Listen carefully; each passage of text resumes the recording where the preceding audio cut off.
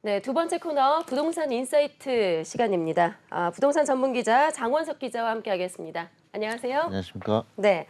자, 정부에서 전방위로 규제 완화를 시작해서 지금 지난달에 서울 수도권 주택 거래가 전달보다 36%나 늘었습니다. 이제 좀 매수 심리가 회복된다라고 볼 수가 있을 것 같은데 집값 바닥론도 고개를 좀 들고 있다고요? 상황이 어떻습니까? 네, 일각에서는 집값이 바닥을 친 것이 아니냐는 조심스러운 전망까지 나오고 있습니다. 네. 4개월 연속 주택 거래량이 늘고 집값 하락폭도 줄면서 집값이 바닥을 친 게 아니냐는 것인데요. 정부의 잇따른 부동산 규제 완화로 서울 아파트값 하락세가 바닥을 찍고 반등 조짐을 보이는 등 시장에 숨통이 트이고 있다는 것입니다. 부동산 R114가 국토교통부 실거래가 자료를 토대로 집계한 통계에 따르면 지난달 서울 수도권에서 체결된 아파트 매매 계약 건수는 총 6,647건으로 집계됐습니다. 지난해 9월 이후 4개월 연속 거래량이 증가한 것입니다. 상대적으로 주택 수요가 많은 서울과 인천에서 7개월 만에 매매 계약 건수가 1,000건을 넘어섰습니다. 네. 서울 집값 하락폭도 줄었습니다. 한국부동산원에 따르면 이달 둘째 주 기준 서울 집값은 0.28% 하락해 전주보다 낙폭이 0.03%포인트 줄었습니다. 이로써 서울 집값은 올해 들어 5주 연속 하락폭이 줄었습니다. 그러나 확실한 것은 아직 집값이 하락 중에 있다는 것입니다. 네, 아직까지는 하락 중에 있다. 바닥이라고 보기엔 좀 이르다라는 얘기가 될 것 같은데, 자, 구체적으로 좀 지역별로 살펴보면 어느 지역의 하락폭이 가장 컸을까요? 네, 서울 25개 자치구 가운데 강남 11개 구의 집값 하락세가 뚜렷했습니다. 특히 금천구가 시흥동, 독산동 대단지를 중심으로 0.57% 하락해 가장 많이 떨어졌습니다. 실제 이 지역 아파트 단지들의 실거래가는 수억 원 하락했습니다. 네. 시장에서는 집값 반등의 초기 신호라는 의견이 나오지만 아직은 집값이 바닥을 쳤다는 뚜렷한 징후가 없다는 게 중론입니다. 하락폭이 다소 줄었으나 뚜렷한 추가 매수세가 없기 때문입니다. 거래량도 여전히 평년 대비 턱없이 부족한 수준입니다. 한 부동산 전문가는 최근 주택 거래량과 매수 심리 등이 소폭 상승했지만 평년과 비교하면 시장 상황이 반전됐다고 해석할 만한 여지가 없다며 정부가 대대적인 규제 완화 정책을 시행하고 있지만 고금리에 경기 침체 기조가 이어지면서 보합 이상의 상승세 전환을 기대하는 것은 무리라고 설명했습니다. 네. 장 기자 조금만 천천히 설명해 주시면 좋을 것 같고요. 네. 자, 지난해 서울의 아파트 평균 실거래가가 지금 22%나 하락을 했습니다. 사실 세계 금융위기가 닥쳤던 2008년 하락률에 지금 2배가 넘는 수치라고 하던데요. 네, 금리 인상과 경기 침체 여파로 주택 매수 수요가 위축된 가운데 호가를 크게 낮춘 급급매 위주로 거래된 결과로 분석됩니다. 네. 한국부동산원에 따르면 지난해 전국 아파트 실거래가 지수는 연간 16.84% 떨어졌습니다. 2006년 조사 이후 최대 하락입니다. 수도권이 22.3% 내려 10.24% 내린 지방에 비해 많이 내렸습니다.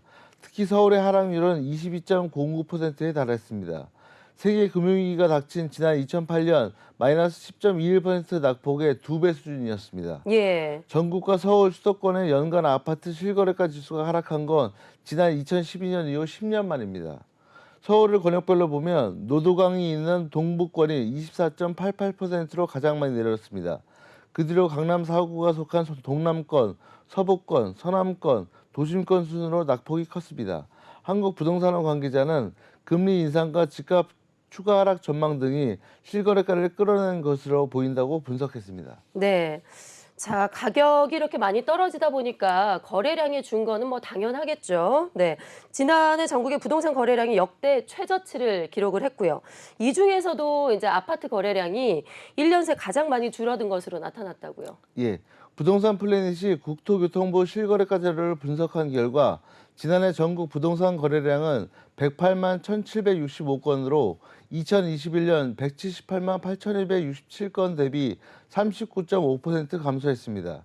이는 국토부가 실거래 자료를 공개하기 시작한 지난 2006년 이후 가장 거래가 부진한 통계입니다. 네. 지난 2021년 대비 모든 유형의 부동산 거래가 줄었지만 그중 아파트 매매 거래량이 반토막 난 것으로 나타났습니다. 아파트는 지난 2021년 58만 1,424건의 거래량을 보였지만 2022년에는 25만 4,717건으로 1년 만에 56.2% 급락했습니다. 아파트 다음으로 거래량이 가장 많이 줄어든 유형은 연립 다세대 주택으로 지난해 11만 285건 거래가 이루어지면서 직전 연도 대비 43.3% 감소했습니다. 이어 단독 다가구 주택 마이너스 38.7%, 상업 업무용 빌딩 마이너스 34.5%, 오피스텔 마이너스 32.4%, 토지 마이너스 27.8%, 상가 사무실 마이너스 26.6% 순으로 하락세를 보였습니다. 네. 거래량이 줄면서 거래 금액도 대폭 감소했습니다. 지난해 전국 부동산 매매 거래 금액은 2021년 530조 2245억 원보다 46.4% 하락한 284조 3212억 원으로 나타났습니다. 이 중 아파트 매매 거래 금액은 2021년 202조 2183억 원 대비 무려 63.3% 하락한 74조 1811억 원을 기록했습니다. 네. 아파트 거래량이 역대 최저치에다가 거래 금액까지 무려 63%가 하락을 했군요. 네. 자, 정부가 1.3 대책을 내놓은 이후에 그나마 부동산 시장에는 좀 온기가 불어오는 것 같습니다. 여기에다가 지금 일기 신도시 특별법도 이제 발표를 했죠. 이후에 지금 재건축 시장도 살아날 조짐을 보이고 있다고요. 네, 재건축 아파트에 대한 관심이 커지는 가운데 서울 재건축 아파트 값이 2022년 9월 중순 이후 5개월 만에 보합으로 전환됐다는 소식입니다. 일기 신도시도 분당, 일산의 일부 단지의 문의가 늘면서 해당 지역 가격 하락이 주춤해졌습니다. 부동산 알릴일사에 따르면 이번 주 재건축 가격이 보합으로 전환됐고 일반 아파트는 마이너스 0.07% 하락했습니다. 특히 재건축 추진 기대감이 커지면서 1기 신도시에서 가격 하락폭이 마이너스 0.08%에서 마이너스 0.05%로 둔화된 반면 2기 신도시는 낙폭이 확대되면서 전체적으로 신도시는 전주와 동일하게 0.06% 떨어졌습니다. 전세시장은 서울이 0.13% 내리면서 2주 연속 하락폭이 축소됐고 신도시가 0.09%, 경기 인천은 0.10% 떨어졌습니다. 부동산 알릴일사 여경희 수석연구원은 잇따른 규제 완화책에 대한 기대감과 대출 규제 완화 영향으로 고점 대비 수억 원 내린 금매물부터 순차적으로 소화되는 분위기라면서도 지난해 말에 비해 올해 1월 아파트 거래가 늘었지만 매수세가 본격 회복됐다고 해석하기는 아직 이르다고 분석했습니다. 네. 말씀하신 대로 이렇게 재건축 시장이 이제 살아날 조짐을 보이고 있는데 역시 뭐 연관된 소식입니다. 지금 그래서 재개발 재건축 분양 물량도 지금 역대급을 기록할 것으로 보인다고요? 네, 정부가 잇따라 정비사업 활성화를 위한 방안을 내놓으면서 노후화된 주거 지역들의 기대감이 커지고 있습니다. 지방자치단체들도 재건축, 재개발 전담 조직을 설치하고 지원책을 마련하는 모습입니다. 부동산 알릴일사에 따르면 올해 분양을 앞둔 전국의 재개발 재건축 아파트는 12만 8,553가구로 집계됐습니다. 지난해 7만 4,867가구보다 무려 71.7% 늘어난 물량입니다.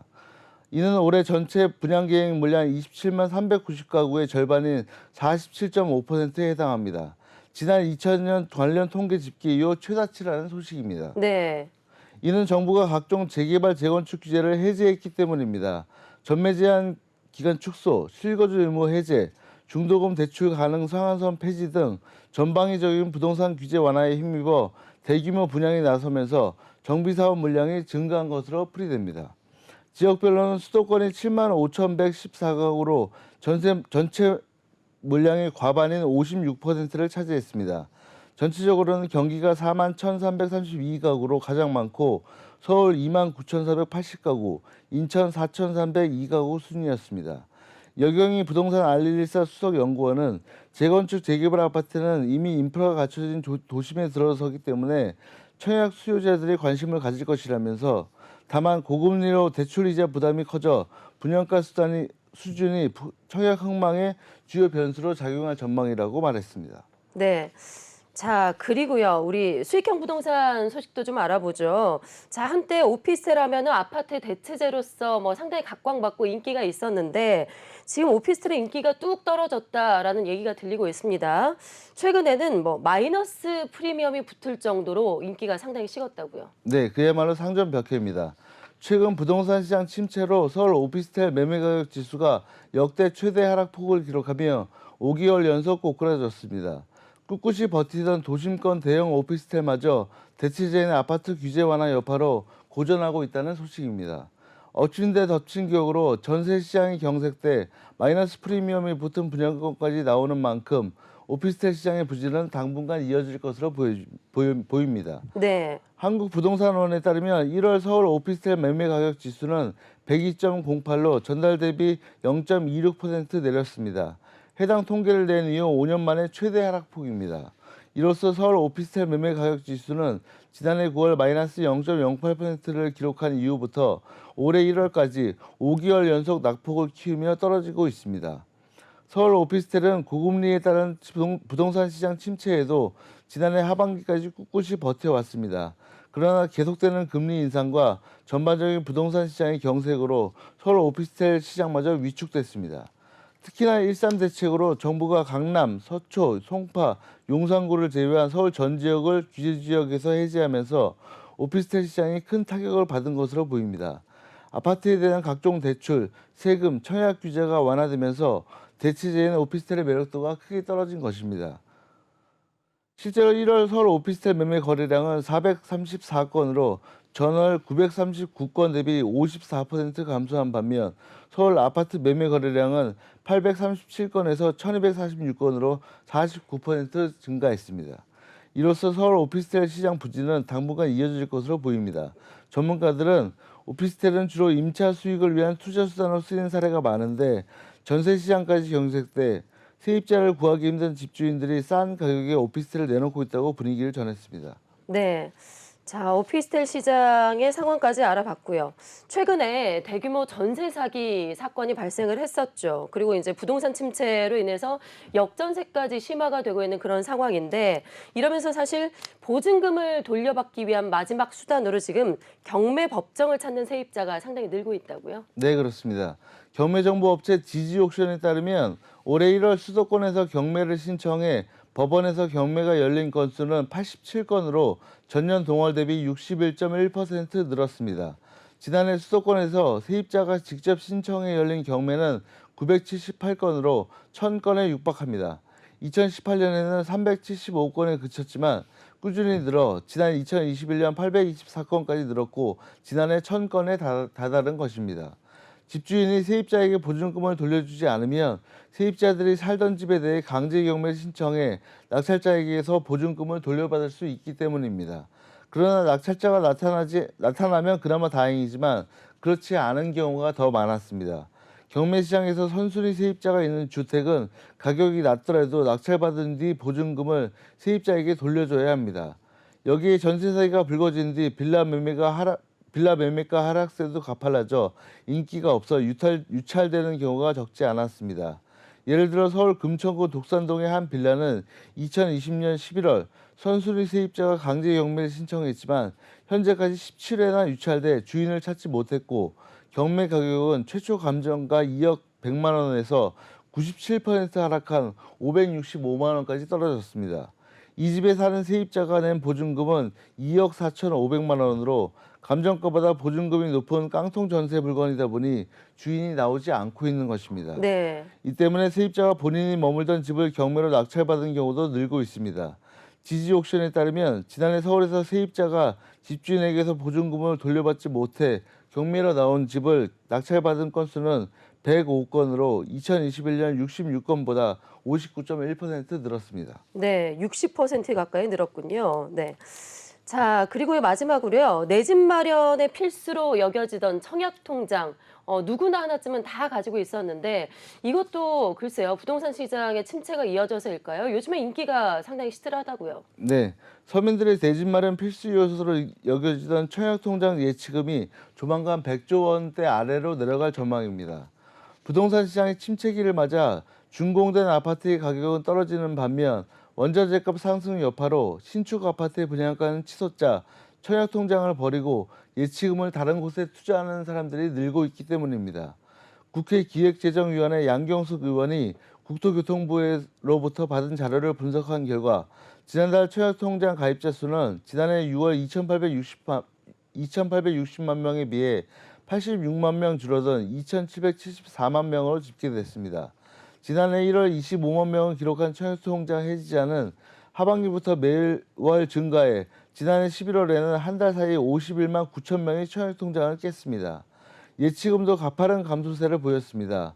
지난달 전국 청약통장 예치금은 100조 1,849억 원으로 예치금이 최대치에 이르렀던 지난해 7월 105조 3,877억 원보다 5조 2,028억 원이 줄었습니다.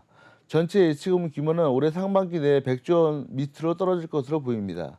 전문가들은 지금처럼 금리와 자재값이 올라 고분양가가 지속되는 상황에선 청약통장을 활용해 청약을 넣는 것보다 5년 이내 준공아파트를 매매하는 것이 유리할 수 있다고 지적했습니다. 이어 부동산이 침체기에서 벗어나기 시작해야 청약통장 가입자도 늘어날 것이라고 설명했습니다. 네.